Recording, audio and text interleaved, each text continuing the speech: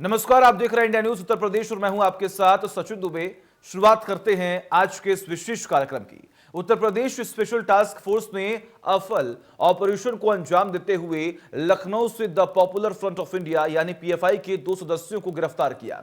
गिरफ्तार किए गए एजेंट असम बदरुद्दीन और फिरोज खान ने बताया है कि उनकी योजना बसंत पंचमी के मौके पर देश के कई हिस्सों में सीरियल ब्लास्ट करने की थी।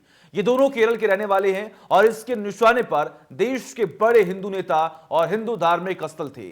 उत्तर प्रदेश के ADG law and order Prashant Kumar के मुताबिक इन दोनों ने पूछताछ में कबूला है कि वो बसंत पंचमी के मौके पर कई प्रमुख स्थानों पर एक साथ धमाके करने वाले थे। इनके निशाने पर प्रमुख हिंदू संगठनों के बड़े पदाधिकारियों पर एक साथ हमला करने की योजना बना रही थी। इनके पास से भारी मात्रा में विस्फोटक बरामद कर लिया गया। यह विस्फोटक कई अन्य लोगों में बांटे जाने थे और घटनाओं को अंजाम दिया जाना था। गिरफ्तार युवकों में बदरुद्दीन पीएफआई का कमांडर है, जबकि फिरोज असलहू का ट्रेनर बताया जा रहा है। पीएफआई के नापाक मंसूबों को देखते हुए पूरे प्रदेश में अलर्ट जारी कर दिया गया। 17 फरवरी को पीएफआई का स्थापना दिवस है, इस लिए भी अलर्ट जारी कर दिया गया। दोनों आतंकियों के पास से एसटीएफ ने ट्रेन के 12 टिकट बरामद किए। इस संगठन के लोग प्रदेश में कई जगहों पर फैल चुके हैं और उनकी तलाश की जा रही है। इससे पहले हाथरस में भी जातीय हिंसा फैलाने में पीएफआई का नाम सामने आया था। उत्तर प्रदेश में बीते एक साल में पीएफआई के 123 लोगों को गिरफ्तार किया जा चुका है। पीएफआई का मंसूबा न सिर्फ प्रदेश के अमन चैन को बिगाड़ने का था, बल्कि कानून व्यवस्था की स्थिति भी खराब करने की थी। तो ये दो तस्वीरें हम आपको दिखा रहे हैं। एक तरफ जो मुकदमा दर्ज किया गया है, गिरफ्त में खूंखार आतंकी 2 आतंकियों को गिरफ्तार किया गया जो कि पीएफआई के सदस्य बताए जा रहे हैं, और वही दूसरी ओर लॉ एंड ऑर्डर एडीजी ने साफ तौर पर यह जिक्र किया है कि सही तरीके से कार्रवाई होगी और इनके मंसूबे थे कि प्रदेश में हिंसा को किस तरीके से आगे बढ़ाया जाए। वही कानपुर में सूफी इस्लामिक बोर्ड के राष्ट्रीय प्रवक्ता सूफी मोहम्मद कौसर हसन मजीदी को पीएफआई की ओर से सिर कलम की धमकी मिल चुकी है। सूफी इस्लामिक बोर्ड पीएफआई को बैन करने की मांग बुलंद कर चुके हैं, उसके बाद उन्हें यह धमकी मिली है। ऑफ इंडिया यानी पीएफआई जो कि तुर्की के इशारे पर, तुर्की और पाकिस्तान के इशारे पर देश में अलगाववाद को बढ़ाना चाहती है और देश का विखंडन कराना चाहती है, और जो देश के नौजवानों को आईएसआईएस में भर्ती करा रही है, उस पर हम लोग प्रतिबंध लगाने का कैंपेन पिछले 2-3 महीनों से चला रहे हैं, लेकिन हमारी आवाज़ को सरकारें नहीं सुन रही हैं। ये बहुत ही गंभीर चिंता का विषय है। तो हम लोगों ने इस संबंध में अब रणनीति ये तय की है कि अब हम लोग धरातल पर उतर करके पीएफआई को प्रतिबंधित कराने का कार्य करेंगे। जो पूरी चेन बनेगी, पूरे भारत में जनसभाएं होंगी, तब तक होंगी जब तक पीएफआई को प्रतिबंधित नहीं कर दिया जाए। और उस बीच में इस पूरे मसले पर ADG law and order Prashant Kumar ने क्या कुछ कहा है, सुनिए। इस सभागार में स्वागत है। एसटीएफ उत्तर प्रदेश ने आज एक बहुत ही बड़ा खुलासा करते हुए 2 व्यक्तियों को गिरफ्तार किया है, जिसके पास से भारी मात्रा में एक्सप्लोसिव, डेटोनेटर और वेपन तथा इसके साथ साथ कुछ बहुत ही महत्वपूर्ण और चौंका देने वाले दस्तावेज भी प्राप्त हुए हैं।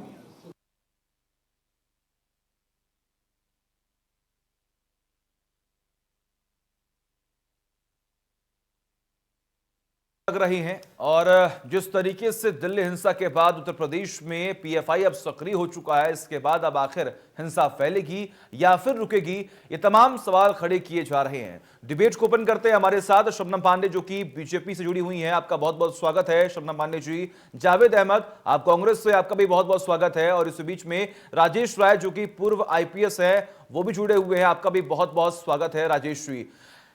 पहला सवाल अगर मैं करना चाहूं यहां पर तो जावेद जी आपसे करना चाहूंगा। जावेद जी, लगातार ये आरोप लगते हैं कि सरकार की तरफ से आम जनता को भटकाया जा रहा है और कहीं ना कहीं प्रदेश में जब भी कोई ऐसा मसला उठता है जिस पर सरकार का रुख कहीं ना कहीं नकारात्मक होता है, ऐसा विपक्ष कह रहा है। लेकिन ऐसे में पीएफआई का मामला जो है लगातार यहां पर बढ़ता हुआ दिखाई दे रहा है, क्योंकि हमने देखा है केरल से लेकर, केरल में जब इस पीएफआई संगठन की स्थापना हुई थी उसके बाद अब लगातार पूरे देश भर में अपने पैर पसारते हुए दिखाई दे रहे हैं। तो क्या ऐसे में यह माना जाए कि सरकार के साथ साथ जो पुलिस प्रशासन है उसका फेल्योर है, या फिर सरकार ये कह रही है और खास तौर पर तमाम इंटेलिजेंस एजेंसियां भी ये कह रही है कि अगर आतंकी कुछ भी ऐसे गतिविधियां हो सकती हैं तो कार्रवाई हो रही है? आपको क्या लगता है, क्या सरकार ये बेवकूफ बना रही है या फिर सच में जो सरकार कह रही है वो होने वाला है? देखिए सचिन जी, जो अभी तक मामले सामने आए हैं, पीएफआई का पंजीकरण कर्नाटक में बेंगलोर में हुआ 2006 में, ये सबको पता है। और वो कर्नाटक से पंजीकृत एक एनजीओ की तरीके से है। लेकिन जिस तरीके की सूचनाएं विगत वर्षों से आ रही हैं, जिस तरीके से सीए एनआरसी विरोधी आंदोलन के बाद पीएफआई के तमाम कार्यकर्ताओं का भारतीय जनता पार्टी के हेडक्वार्टर दिल्ली में स्वागत हुआ और उनको भारतीय जनता पार्टी में शामिल कराया गया, राष्ट्रीय नेताओं ने शामिल कराया, वो भी सब ने देखा है। टीवी चैनल शायद कोई शेष हो जिसने ये सब घटनाएं उस समय ना दिखाई हो। आखिर सरकार के पास तमाम विभिन्न प्रकार की स्थानीय से लेकर सेंट्रल इंटेलिजेंस एजेंसी हैं, सरकार के पास इनपुट रहता है। पिछले 1.5 वर्ष से उत्तर प्रदेश में सुना जा रहा है उसको प्रतिबंधित करने की। अगर कोई संगठन देश की एकता, अखंडता, उसकी संप्रभुता को चुनौती देने का काम कर रहा है तो केंद्र और उत्तर प्रदेश की सरकार चूड़ियां पहनकर क्यों बैठी है? क्या ये एक दूसरे के पूरक होकर केवल राजनीतिक ध्रुवीकरण के लिए उस पर कार्रवाई नहीं की जा रही? ये छुटपुट घटनाएं की जा रही हैं। जब देश के अंदर कोई आंदोलन होता है या कोई घटना होती है तो उसको पीएफआई से जोड़ने का, पीएफआई से फंडिंग का आरोप सरकार लगाती है और उसके बाद ये शांत होकर बैठ जाते हैं। ये फिर एक प्रकरण सामने आया कि मीडिया के माध्यम से कि कल फिर कोई 2 गिरफ्तारी हुई है, वो देश को दहलाना चाहते हैं। आखिर जब एक संगठन निरंतर अगर सक्रिय है, सरकार कह रही है वो देश विरोधी है, अगर देश विरोधी संगठन अगर निरंतर सक्रिय है तो निश्चित रूप से सरकार की एजेंसियां भी उसके विरुद्ध लगातार सक्रिय होंगी। और क्यों नहीं, सरकार जो एजेंसियां हैं उनकी रिपोर्ट के आधार पर सरकार जो है एक बड़ी कार्रवाई करने का काम क्यों नहीं कर रही है? ये जो सवाल है कि क्या देश की कीमत पर क्या भारतीय जनता पार्टी ध्रुवीकरण की राजनीति करेगी? किसी संगठन के नाम पर वह अपना उसमें हित साधने सवाल का मेरा आपसे यहाँ प्रयास पर ये है करेगी कि देखिए और विपक्ष जो है वो लगातार करेगी। आरोप ये लगा रहा है कि तमाम जो फेलियर देखने को मिल रहे हैं सरकार और लॉ एंड ऑर्डर के, उससे भटकाने की पूरी कोशिश केंद्र सरकार के साथ साथ प्रदेश सरकार भी कर रही है। लेकिन ऐसे में जब तमिलनाडु, बेंगलोर, तमाम जगहों पर पीएफआई को बैन करने की मांग उठी है और आप भी जानते हैं कि उत्तर प्रदेश में पिछले 2 साल से पीएफआई के तमाम सदस्य जो है वो सक्रिय हो चुके हैं, तो आखिर अभी तक क्यों नहीं कार्रवाई हुई? क्या ये लॉ एंड ऑर्डर का फेल्योर नहीं है?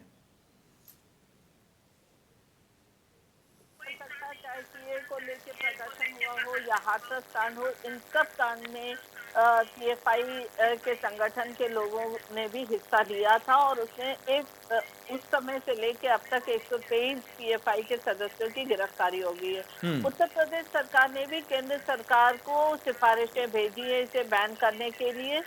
और अगर कानून व्यवस्था हमारी इतनी दुरुस्त नहीं होती तो कल जिस तरीके से ये 2 युवक पकड़ाए, पीएफआई के जो सदस्य पकड़ाए, ये पूरे देश को दहलाने का प्लान बना रहे थे। हाथरस में पकड़े गए रऊफ करके एक सदस्य था पीएफआई का, उससे पूछताछ में ये सारी बातों का खुलासा हुआ था। उसने कई लोगों के नाम लिए थे और जो इनपुट मिला था उत्तर प्रदेश पुलिस की मुस्तैदी की वजह से, एसटीएफ की मुस्तैदी की वजह से आज कल इनकी गिरफ्तारी हुई और उत्तर प्रदेश की जनता या देश की जनता आज सुरक्षित महसूस कर रही है। पर इसके ठीक उलट जब भी ऐसे अपराधियों की गिरफ्तारी होती है, उन पर कार्रवाई होती है, तो विपक्ष निश्चित तौर पे उनके साथ खड़ा दिखता है, आंसू बहाता दिखता है। क्योंकि जब कांग्रेस की सरकार थी आप देख सकते थे कि तमाम शहरों में देश के विस्फोट होता चला जाता था और ये हाथ पर हाथ रख के बैठे रहते थे। पर आज कानून व्यवस्था इतने चुस्त दुरुस्त है कि घटना होने के पहले उसका खुलासा हो जाता है, अपराधी पकड़े जाते हैं और तमाम जो इनपुट हमें मिलता है उस पर हमारी नहीं, सरकार बिल्कुल मजबूती शबनम के पांडे जी, साथ देखिए कार्रवाई हुई है और कार्रवाई होनी भी चाहिए, क्योंकि प्रदेश में हिंसा न बढ़े इसीलिए लॉ एंड ऑर्डर को मजबूत बनाने की पूरी कोशिश होती है।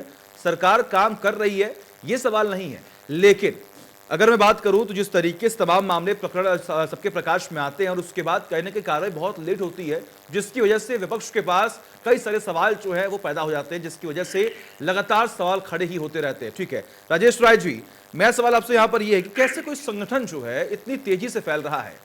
केरल में इसकी स्थापना हुई थी, कई संगठन इसके साथ जुड़ भी चुके हैं और आने वाले वक्त में अगर हम बात करें तो ये क्या कोई सवाल नहीं है कि आने वाले वक्त में जिस तरीके से पीएफआई लगातार पूरे देश भर में फैल रहा है और पिछले 2 साल में उत्तर प्रदेश में खासतौर पर अपने पैर पसारते जा रहा है, तो आखिर वजह क्या है इसके पीछे? कहीं ना कहीं तो कोई लापरवाही जरूर देखी जा रही है।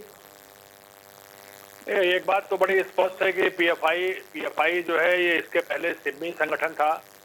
सिम्मी के खिलाफ कार्रवाई हुई, सिम्मी बैन हुआ, बंद हुआ, उसके बाद उन्होंने अपना रूप बदल लिया और रूप बदलने के बाद पीएफआई एक तरफ जो आतंकवादी गतिविधियां हैं या जो सबवर्सिव गतिविधियां हैं, देश को तोड़ने की, अखंडता को खंडित करने की जो गतिविधियां हैं उसमें एक तरफ वो संलिप्त रहते हैं और दूसरी तरफ उन्होंने अपने ऐसे मुखौटे बना रखे हैं जिसमें कि वो लगता है जैसे कि वो बहुत ही दयालु भाव से काम करते हैं और बड़ा लोगों की मदद करते हैं एनजीओ के माध्यम से।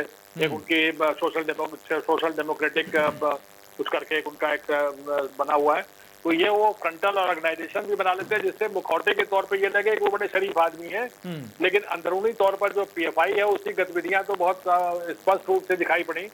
और अभी जैसे एक प्रवक्ता ये कह रहे थे कि ये जो है वो जो सरकार है वो ध्रुवीकरण के लिए उनके नाम ले आती है, तो किसी इन घटनाओं में ध्रुवीकरण कहाँ हुआ? जो हाथरस की बात थी वहां पर किसी हिंदू मुस्लिम ध्रुवीकरण की बात तो नहीं थी, वहां पर ये बात थी कि जातिगत हिंसा फैलाने की कोशिश थी। अब पीएफआई निश्चित रूप से जो एक ऐसा संगठन है जो कहीं न कहीं से पाकिस्तान और जो ऐसे लोग जो हिंदुस्तान को कमजोर करते देखना चाहते हैं उन लोगों की साजिश का पूरा परिणाम है, जिसको भी बहुत अच्छी फंडिंग हो रही है। आप तो हर चीज में आप देख रहे हैं किसान आंदोलन तक में इंटरनेशनल साजिश की बात आ रही है, तो पीएफआई जो है वो पूरा इंटरनेशनली सपोर्टेड है, पाकिस्तान का पूरा सपोर्ट है उसको और हिंदुस्तान को कमजोर करने की, इसको जिसे कहते हैं इसमें यहाँ पर तबाही मचाने की उनकी पूरी की पूरी साजिश रहती है, जिसके लिए उन्होंने इंटेलेक्चुअल फ्रंट्स भी बना रखे हैं जो ऊपर से दिखाई पड़ते हैं बड़े अच्छे। अभी मैं एक देख रहा था, कहीं एक मैं वीडियो देख रहा था जिसमें केरल के और उधर के वहां पे एक नेताजी खड़े होकर के पीएफआई के उसके प्रशंसा में उसका गुणगान गा रहे थे, बखान कर रहे थे कि देखिए इन्होंने तो इसमें मदद की, इसमें मदद की। तो मतलब यह है कि ये हर तरीके से अपने को मजबूत करने की कोशिश है। ये बात आपकी बिल्कुल अपनी जगह सही है कि कम से कम उत्तर प्रदेश में सबसे पहले इनका 5-6 साल पहले भी नाम आया था, लेकिन इधर काफी प्रमुखता से इनका नाम आया जब सीए वाली घटनाएं हुई और जब यहाँ पर लखनऊ पूरे उत्तर प्रदेश में एक साथ जो दंगा फैलाने की कोशिश हुई उसमें जब इन लोगों के नाम आए, गिरफ्तारियां आई, तब ये यहाँ पर प्रकाश में। और बिल्कुल देखिए राजेश राज जी, सवाल यही है कि एक एक कर तमाम जो लोग हैं उनके नाम सबके सामने आ रहे हैं, फिर चाहे वो केंद्र सरकार हो या फिर प्रदेश सरकार, लगातार कार्रवाई हो रही है और उन्हें पकड़ा जा रहा है, फिर जेल के पीछे भेजा जा रहा है। लेकिन सवाल यही है कि आखिर इतना लेट क्यों हो रहा है, जब जो संगठन लगभग पिछले 12 से 15 सालों से लगातार सक्रिय है, कई आरोप लग चुके हैं, तमाम राज्यों में उसे बैन करने की मांग उठ चुकी है, कई अध्यक्षों को जेल भेजने की पूरी कोशिश की गई है, जहां पर भी दंगे होते हैं वहां पर भी पीएफआई का नाम सामने आता है, तो आखिर जो सूचना मिल रही है, जो सरकारी एजेंसियां के पास सूचना पहुंच रही है, वो आखिर इतना लेट क्यों पहुंच रही है, यही तो मेरा सवाल है। खैर शबनम पांडे जी, सवाल मेरा यही होगा आपसे भी कि आखिर इतना लेट क्यों, क्योंकि देखिए लगातार तमाम जगहों पर इस पीएफआई संगठन को बैन करने की मांग हुई है और जैसा कि जिक्र किया गया, राजेश जी ने जिक्र किया कि सेमी के साथ इनका गठजोड़ बना हुआ है। उसके बाद तमाम अगर हम बात करें तो 2-3 संगठन जो है और इनके साथ जुड़े हुए हैं। अगर बात करूं तो यहाँ पर एनडब्ल्यूएफ है, सीएफआई भी है, कैंपस फ्रंट ऑफ इंडिया। लेकिन ऐसे में आखिर इतनी लेट सूचना क्यों मिल रही है, पहले ही कार्रवाई क्यों नहीं की जा रही थी? ये जो सूचनाएं अब मिल रही हैं, आखिर जो भी सरकारी एजेंसीज हैं उनके पास तमाम इंफॉर्मेशन पहले क्यों नहीं पहुंच रहे हैं? कहीं उसमें लेट लतीफी देखने को मिल रही है? देखिए सूचनाएं पहले मिल जाती है, लेकिन जब तक वो धरातल पर धरे पकड़े नहीं जाते, उससे पहले उस सूचना को हमारी जो सुरक्षा एजेंसी है लीक आउट नहीं कर सकती है। तो सूचना मिलने के ही बाद उन्हें पकड़ने, गिरफ्तार करने के बाद ही वो पब्लिक डोमेन में लाया जाता है। तो सूचना मिलने में कहीं कोई कमी नहीं है और हम लगातार पकड़ रहे हैं। लेकिन बात इस बात की है कि जब अपराधी पकड़े जाते हैं, चाहे कर्नाटक से पकड़े जाएं, चाहे केरल से पकड़े जाएं, चाहे किसी अन्य जगहों से, तुरंत में उसके साथ विपक्षी पार्टियां खड़ी हुई दिखती हैं। अगर उनसे इन्वेस्टिगेशन हो रहा है, वो पकड़े जाते हैं। देखिए ये गलत आरोप है, विपक्ष नहीं आप खड़े हैं टुकड़ों टुकड़ों में कार्रवाई करके जो चिथड़े चिथड़े गैंग आपने बना रखा है ये उसका कारण है। आप कोई एक संपूर्ण कार्रवाई क्यों नहीं करते? विपक्ष पे आरोप लगा देना। जावेद जी आऊंगा मैं आपके पास, जावेद जी आऊंगा मैं आपके पास। शबनम पांडे जी को अपनी बात पूरी कर लेने दें। भाजपा की मानसिकता है। जावेद जी मैं आऊंगा आपके पास, जावेद जी आऊंगा मैं आपके पास, एक मिनट रुक जाए जावेद जी, एक मिनट रुक जाए, मैं आऊंगा आपके पास। जावेद जी आऊंगा मैं आपके पास, एक मिनट रुक जाए आप। क्यों नहीं कार्रवाई करते? जावेद जी प्रवचन देना बड़ा काम है, लेकिन कार्रवाई करना दूसरी बात है। आप एक मुफ्त कार्रवाई करिए, ये कांग्रेस आपसे मांग कर रही है, क्यों टुकड़े टुकड़े में कार्रवाई हो रही है? देखिए बहुत ही संवेदनशील मामला है। जावेद जी सुनिए, अरे खूब सही तरीके से मानेंगे, अगर लेकिन जिस सही तरीके तरीके से से खबर अगर भारत यहाँ पर में टॉपिक पर अगर हम बात करेंगे तो लोग समझ पाएंगे। ऐसे डिबेट नहीं होती, ऐसे डिबेट नहीं होती। जावेद जी मैंने आपको वक्त दिया था, जावेद जी मैंने आपको वक्त दिया था अपनी बात रखने के लिए। रुक जाए, मैं आपको वक्त दूंगा, मैं आपको समय दूंगा, आप अपनी बात रखिएगा। जावेद जी एक मिनट रुक जाए। उसका वहां पे है, आप पंजीकरण निरस्त करने की कार्रवाई तक भारतीय जनता पार्टी की कर्नाटक सरकार नहीं कर पाई। उत्तर प्रदेश में आप प्रतिबंध नहीं लगा पाए, खाली आप डोजियर भेज रहे हैं, ये कर रहे हैं, वो कर रहे हैं, और बाद में नाटक करने का काम करते हैं। ठीक है। राजनीतिक तौर पर आप सुरक्षा बलों को, पुलिस को भी कार्रवाई से रोकने का काम करती है सरकार, वो राजनीतिक लाभ लेने के लिए। जावेद जी आपकी बात पूरी हो गई। इससे हमारे जो कर्मठ और होशियार और बहादुर जांबाज अधिकारी हैं, सिपाही हैं, उनके काम में बाधा डालने का काम करती है राजनीतिक लाभ लेने के लिए। जावेद जी आप रुक जाइए, आप जावेद जी रुक जाइए आप, मैं आपको मौका दूंगा। जावेद जी आप बोलिएगा, अपनी बात रखिएगा।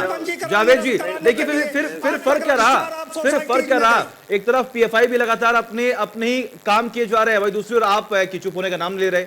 मैं आपको वक्त दूंगा, आप अपनी बात पूरी करिएगा। जी शबनम जी अपनी बात पूरी करिए। जावेद जी ये राजनीतिक मंच नहीं है, डिबेट में बोलने भी आते हैं हम और सुनने भी आते हैं जी। तो मेरी बात सुनिए। जिस तरीके से देखिए कर्नाटक में भी दिशा को अगर पकड़ा गया तो हमें अपनी सरकारी एजेंसियों पे भरोसा रखना चाहिए। जांच हो रही है, कोई इनपुट की वजह से लिया गया, तुरंत पंजीकरण निरस्त कराने की जो बुनियादी कार्रवाई है वो तक आपने क्यों नहीं की? सवाल का जवाब दीजिए। कर्नाटक में आपकी सरकार है, ये गलत बात है। आपकी बातों को सब लोग शांति से सुनते हैं। पीएफआई देश में विध्वंस फैलाएगी, वो डिबेट में फैलाएंगे। ये इनका देखिए जावेद जी देखिए एक गरिमा होती है, एक डिबेट की गरिमा होती है, उसे मेंटेन करना होता है, लेकिन कहीं ना कहीं आप उसे क्रॉस करते हुए यहाँ पर दिखाई दे रहे हैं।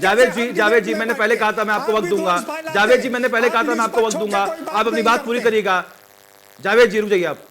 जी शबनम पांडे जी अपनी बात पूरी करें आप। विपक्ष ऐसा हो गया है कि वो सत्ता को बोलने से रोकता है, और अगर सत्ता कुछ बोलता है तो कहते हैं सत्ता दल आरोप लगा रहे हैं। अपने पक्ष में बोलिए, अपने समय में बोलिए।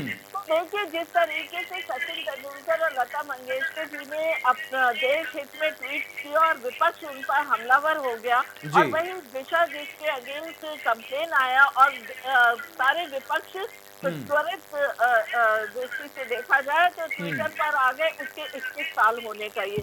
तो कहीं ना कहीं विपक्ष जो हौसला बुलंद कर रहा है इन अपराधियों का, वो भी एक बहुत बड़ी वजह है इन विपक्षियों का सक्रिय होने में, कि उन्हें पता है कि हम सत्ता दल को ये कह के बार बार कर देंगे कि ये बोल ना सके।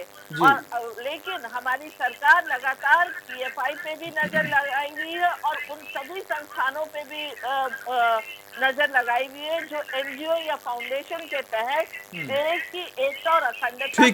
ठीक है जावेद जी सवाल मेरा आपसे यह, देखिए आपने लगातार सवाल खड़े कर दिए कि पुलिस को काम करने दिया ही नहीं जा रहा है, सरकार लगातार रोक लगाती है।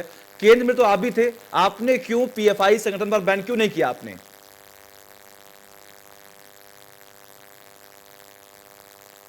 जावेद जी, 6 साल से सत्ता में ये हैं, कर्नाटक में ये हैं, उस समय पीएफआई का क्या जावेद ये जी स्वरूप जवाब सामने दीजिए। आया था? आज जो अगर सवाल सामने पूछा है आया मैंने वो जवाब दीजिए तो आप। पलट मैंने के पूछा सवाल आपसे, भी केंद्र 25 में आप होगा। भी थे, तो पलट के आखिर सवाल भी आपने 25 क्यों ढंग से नहीं होगा। पीएफआई 6 साल से संगठन तो को आप बैन हैं। किया? आपकी कोई जवाबदेही है ही नहीं।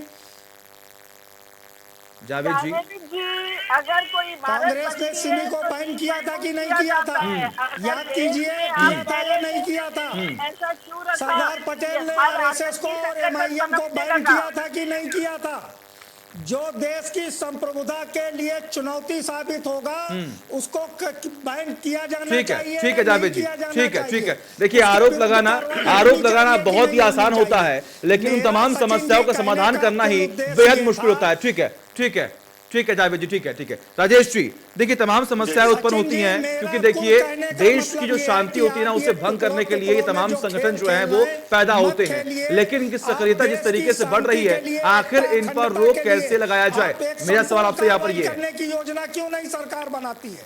नहीं, इसमें देखिए ये बात बिल्कुल निस्संदेह है कि इनके खिलाफ सारे एविडेंसेस इकट्ठा करके जो हमारी खुफिया एजेंसी लगी हैं लोग उनके पीछे में। लेकिन आप एक तरफ देखिए ना, ये केरला सरकार है, केरल में जो सरकार है वो इनको पूरा का पूरा संरक्षण दे रही है। वहां पर लोग खड़े होकर के कह रहे हैं साहब ये तो बड़े भले लोग हैं, इनके खिलाफ कार्रवाई कर रहे हैं। तमाम अवार्ड वापसी गैंग टाइप के जो लोग इंटेलेक्चुअल लोग हैं, वो लोग खड़े होकर के सुप्रीम कोर्ट में जो है वो इन लोगों की पैरवी करते हैं। सुप्रीम कोर्ट में इनका जो मुखौटा है उसको सामने रख के कहते हैं देखिए तो साहब बड़ा भलाई का काम कर रहे हैं, और अंदर जो सबवर्सिव एक्टिविटीज है वो सारी इनकी चलती रहती है। तो ये बात तो अपनी जगह बिल्कुल सही है। देखिए, उत्तर प्रदेश की सरकार को बैन नहीं करना है, ठीक है। बैन करने के लिए इसमें जो है केंद्र को इनिशिएटिव लेना है और केरल सरकार को इनिशिएटिव लेना है।